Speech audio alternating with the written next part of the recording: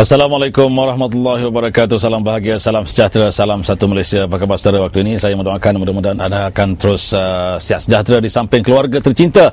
Dan yang pastinya kita telah berada di tahun 2011 Masihi dan bersama dengan 1432 Hijri. Sedar tak sedar kita telah pun memasuki satu lagi tahun Masihi 1211 Masihi. Dan apa yang kita pastikan, mudah-mudahan apa yang kita lakukan pada tahun 2010 telah pun memberikan satu kepuasan kepada diri kita, dan saya kira semua orang telah pun memberikan azam yang cukup tinggi pada tahun 2010, tetapi adakah ia tercapai ataupun tidak? Dan pastinya kita sendiri yang boleh mengukurnya, tiada orang lain sebenarnya. Kalau kita dalam konteks berorganisasi, mungkin kita sama-sama boleh mengukur, tetapi kalau dalam konteks diri kita, hanya kita saja yang tahu. Kita mungkin letak 10 azam kita, tapi mungkin 2 saja yang tercapai. Kadang-kadang masalahnya ataupun failure-nya, kegagalannya berpunca daripada kita juga. Jangan kita menuding kepada orang lain. Jadi sama-sama kita bawa carry forward ataupun bawa ke depan balik azam yang kita 2010 bawa ke 2011. Kata orang azam tak barulah, bukan masalah tak baru, tetapi sebenarnya pelaksanaan ataupun dari segi execution, pelaksanaannya gitu. Jadi saya bukan nak ceramah ni. Kita ada 2 orang yang bakal berbicara tentang azam pada tahun 2011 ini, iaitu tetamu kita yang saya persilakan, Encik Najib Rashdan Abdul Rahman yang merupakan Ketua Pemuda UMNO bahagian Pasir Mas. Ya, betul betul. Dan selamat datang ke studio. Dan di hujung sekali saya persilakan ke studio Encik Raja Ratnam yang merupakan Presiden Persekutuan Pertubuhan India Malaysia, ataupun ringkasnya Prima, ya, Raja. Ya, selamat datang ke studio. Terima kasih dan selamat tahun baru. Sama-sama kita. Dan saya kira Encik Najib Rashdan, dalam soal tahun baru ni mungkin masing-masing setibanya ataupun seawal kedatangan tahun 2011 ini, ramai telah pun memasang kita punya niat ataupun azam kita pada tahun 2010. Ya. Tetapi mungkin adakah yang lampau-lampau yang lepas kita punya cita-cita ataupun azam kita adalah mungkin bagaimana untuk kita nak nilai tercapai ataupun tidak, accomplish ataupun tidak, bagaimana tu agaknya? Okey, saya ingin mengambil kesempatan yang terbaik untuk mengucapkan selamat tahun baru, iaitu 2011 kepada seluruh rakyat Malaysia yang menonton rancangan ini ataupun yang tidak menonton pun boleh menerima ucapan selamat tahun baru daripada saya. Pada pandangan saya, setiap individu mesti menanam azam tahun baru. Azam tahun baru bergantung kepada individu tersebut. Yeah. Tetapi apa yang saya nak jelaskan di sini ialah sesetengah individu menanam azam tahun baru, iaitu azamnya seharusnya dicapai di sepanjang tahun 2011. Pada pandangan saya dan pada pendapat saya, sesuatu azam mestilah diiringi dengan deadline, diiringi dengan tempoh. Barulah kita akan meningkatkan lagi daya usaha untuk mencapai azam yang kita impikan. Jadi setengah pihak hanya menanam azam pada tahun baru, iaitu 2011. Tetapi kebiasaannya tidak ada deadline, tidak ada tempoh yang tertentu. Bermakna ianya mungkin memberi setahun tempoh supaya azam itu, matlamat itu dicapai. Bagi pendapat saya, seharusnya kita mesti menentukan satu tempoh, satu deadline, supaya kita sentiasa diberi ingatan bahawasanya azam kita harus dicapai. Dengan kata lain, kita akan lebih meningkatkan lagi usaha-usaha untuk mencapai azam ataupun matlamat tersebut. Ya. Sebenarnya Cik Raja, kalau dilihat kepada azam yang seperti yang disebutkan oleh Cik Najib tadi, kalau kita kata ada 10 azam kita, tapi sebenarnya setiap satu itu perlu mempunyai satu deadline dia sendiri. Mungkin kalau kata nak kaya, kalau misalnya kata orang nak kaya, jenis apa kaya dimaksudkan itu? Kaya dalam konteks perniagaan sendiri ataupun kaya untuk bekerja dengan orang.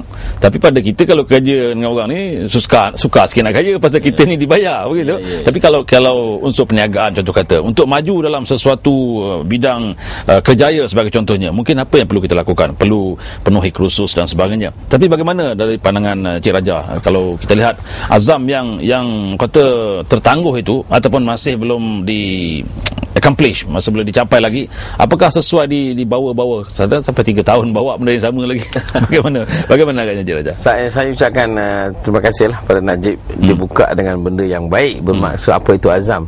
Sebenarnya azam ni adalah kehendak seseorang untuk mencapai sesuatu dalam tempoh masa yang ditetapkan. Bila kita tidak mencapai benda itu dalam masa yang ditetapkan, bermaksud kita gagal. Dan sebenarnya kegagalan itu adalah satu cara untuk kita menuju ke depan. Tetapi yang menjadi satu kebiasaan bagi mereka yang gagal atau tidak mencapai azam itu adalah mereka tidak usul periksa kenapa azam itu tidak berjaya. Tidak postmortem Tidak postmortem. Dan postmortem, cara terbaik membuat postmortem ni lah pada ujung tahun itu.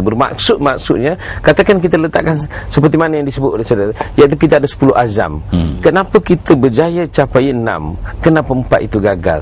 Bila masa kita nak semak ni, nak usul peksa kenapa tak berjaya? Bermaksud sepanjang tahun itu sebenarnya kita perlu usul peksa. Tahap pencapaian setiap satu azam. Adakah azam itu benar-benar berjaya? Kalau berjaya, apa yang menyebabkan kita berjaya? Kalau gagal, apa yang menyebabkan kita gagal?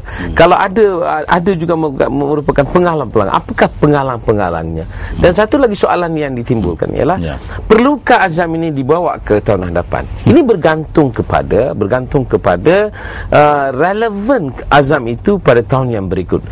Bermaksud yang ditetapkan sepanjang 2010, kalau tidak dicapai perlu dibawa ke 2011. Kalau ada relevannya, maksudnya benda itu penting dan perlu dibawa, maka saya rasa memang perlu dibawa. Sebab itu dipanggil perkara yang tidak sudah, bermaksud unfinished business.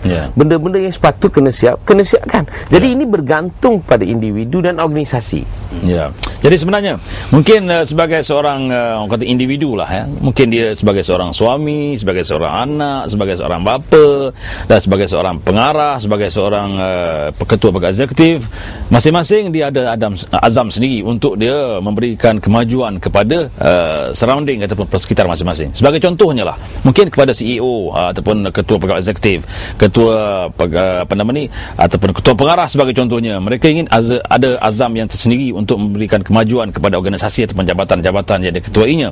Sebagai seorang bapa juga, saya kira perlu ada azam juga untuk menjadi bagaimana untuk bukan menolak, maksudnya kita membawa ke hadapan ataupun lebih memajukan keluarga kita supaya keluarga kita lebih maju. Mungkin tahun ni azam kita, kalau dulu saya rasa orang kata pergilah hantar tuition anak ni, tak payahlah hantar tuition anak ni, mengarut je, beri rehat lagi bagus. Betul tak Cik?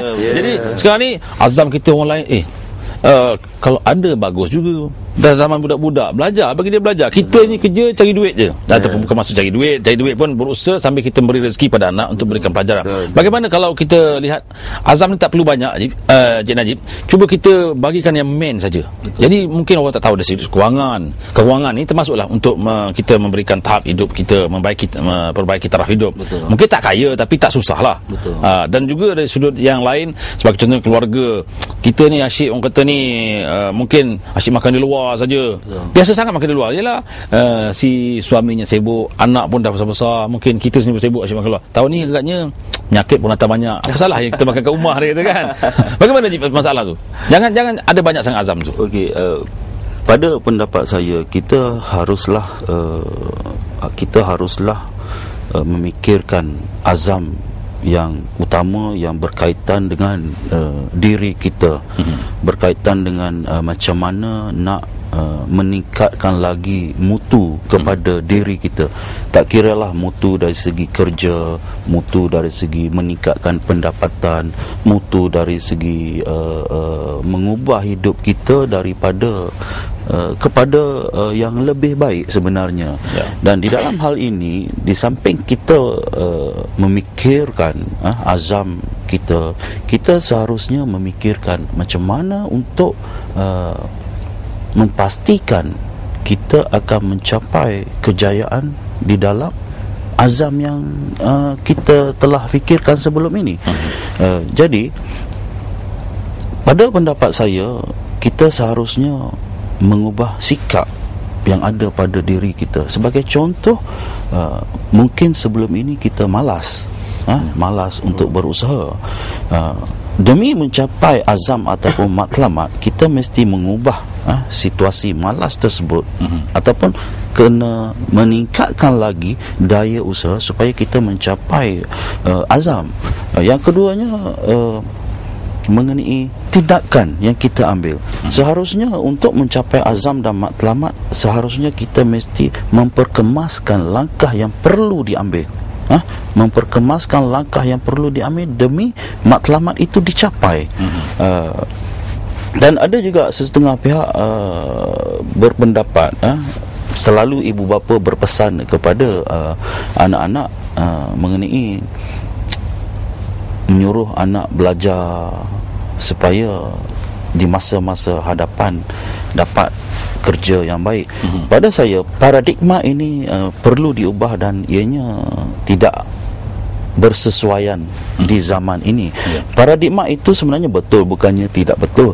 Cuma pada zaman ini cuba kita lihat pengangguran berleluasa berlaku, dan bila paradigma itu diubah, sebagai contohnya belajar rajin-rajin supaya esok-esok dapat jadi usahawan, cendekiawan, yang mempunyai pemikiran yang terbuka ke arah untuk berniaga.